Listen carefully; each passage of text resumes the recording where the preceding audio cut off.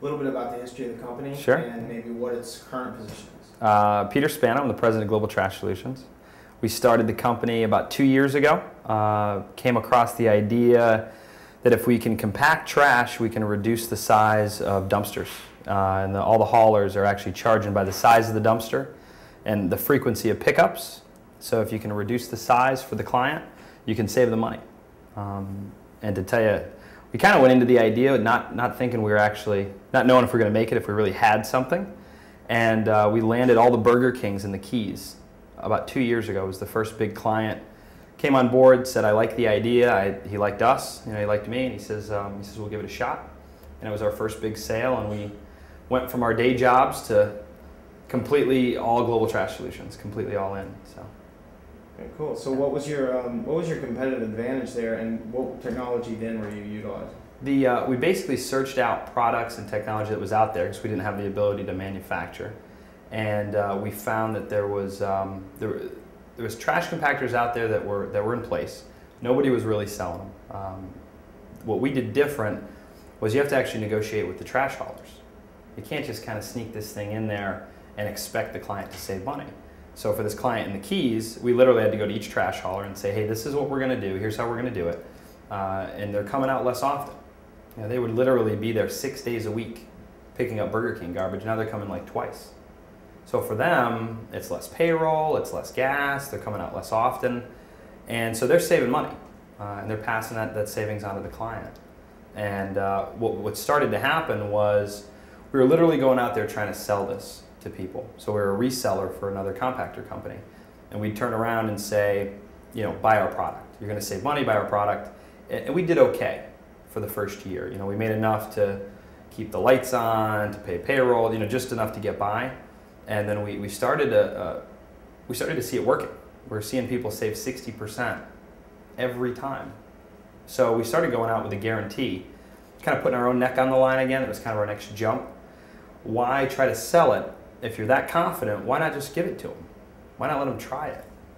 And we went to McDonald's Corporation, went to KFC, went to Taco Bell, went to some big places and said, look, we're established, we're in place, we haven't hit the home run, but we know it works. Let us put it in, try it. And what happened was immediately overnight, we went from this small little company with literally like 3 guys working here, and me being one of them, to almost 25 people in less than 12 months. Gained about 250 clients overnight. All fast food. Wow. For the most part. So what's the market look like? What's your market share? Is there a niche that you guys will continue to focus on? Well, the plan was we took our marketing up to a certain point and didn't go past that because we were really just a reseller for somebody else's product. So now that we manufacture our own machine, we're unstoppable. I mean, we were always afraid of getting cut out of the loop. We do all the hard work and all the marketing, and then they're just going to go factory direct. So instead now what we realized there's a lot of problems with older machines. They're 1980s technology, no one's updated it. We came out a bunch of young kids, a group from basically MIT, a bunch of engineers from New England, banded together and made literally the world's best indoor trash compactor. And now we're going to go to the masses. We're basically going to take, my marketing plan is there's people out there just like us reselling other components, 80s kind of old technology, and they're making businesses out of it. There's thousands all over the world. We're going to go to all those people and partner up. No one's going to sell, why sell that old when you've got this new product, the price is right in line, it's actually a better price than what they have now, and it's a 10 times better product. So anybody that pays for trash, the machine that we make, to answer your question of who would be the market, if you pay for trash, you can use our machine. So it's anything from residential, hospitals, believe it or not, cruise ships, anybody who has a need to kind of either save money, they want to be green, and start. They're basically just taking trucks off the road. You're saving fuel by doing it. Maybe reestablish the new compactor for me, and then how that might change your business model, your growth potential, and maybe your approach to the company itself in the next 5-10 years. Sure. Well, a big turning point was when we went to corporate McDonald's, who was amazing. Literally let us in and opened their door and sat us down and said, look, we like you guys, we like your idea, we like your concept. We came with some case studies. And they listed the issues right off the bat. I mean, we didn't have more than 50 locations, 50 clients, and they said, cleaning it's a pain, safety is an issue, transporting the garbage when it's full is an issue. You know, so they kind of went down this laundry list of problems. Not being a manufacturer, we didn't have the ability to really fix those issues, but we would. We'd kind of go out there and kind of put Band-Aids on everything. Partnered up with this company called Detector Technology up in New England, and right outside of Springfield, Mass. You know, chemical engineers, electrical engineers, mechanical engineers, good group, probably about 50 employees. And they did all the design. We told them all the problems. We sat up, you know, and brainstorm in whiteboard meetings, just sitting there with pizza and writing down drawings and coming up with ideas. And probably went through about 6 prototypes before we came up with the final product, which is now market ready. We'll be hitting the streets September 1st of '09. So we're literally going to be able to now, all the issues everybody had. Like, we went to Burger King and said, hey, here's what we're doing. The safety feature, the safety problem, I should say, with all the old units, Burger King said no. He said, no, we're not going to go out there. You have no emergency stop on the machine. It operates with the door open. There were safety issues. So we addressed all of it. We addressed everything from the transporting, from the cleanliness to the durability, smart technology. We added a PLC, a computer, basically a brain behind the compactors, so that it knows what's going on, you know, and it tracks everything down to how many times it compacts, if it's empty, full, whatever, safety.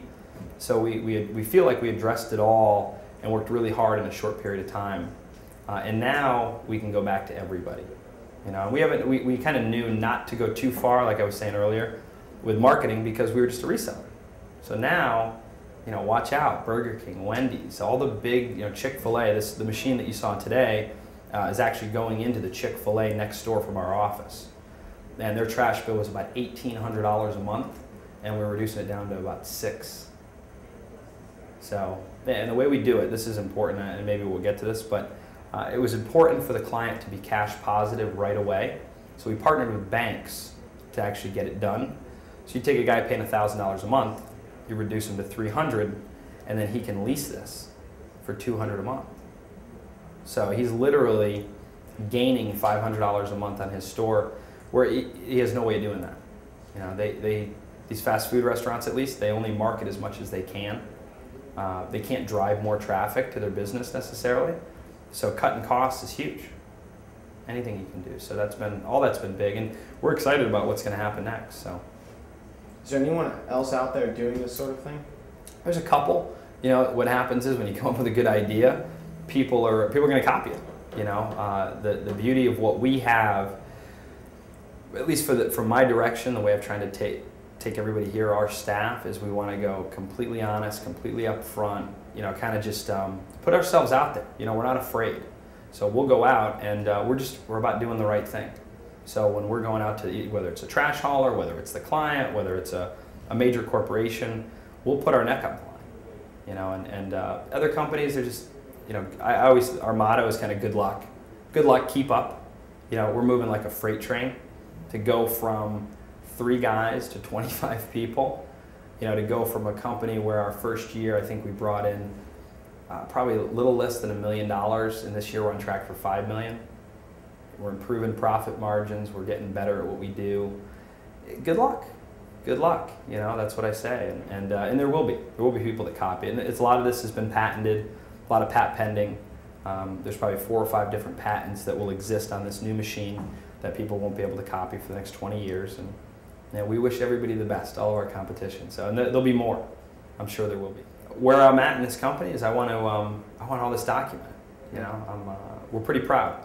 Yeah. You know, we're building something pretty unique, and it's going to be interesting. You know, within the next year, I think I picture us probably within a couple of years, we're probably at like 50 people right here in house selling, going all over the place, and people know us. We're starting to brand ourselves now, but more than ever, I think we're going to change the way people handle trash.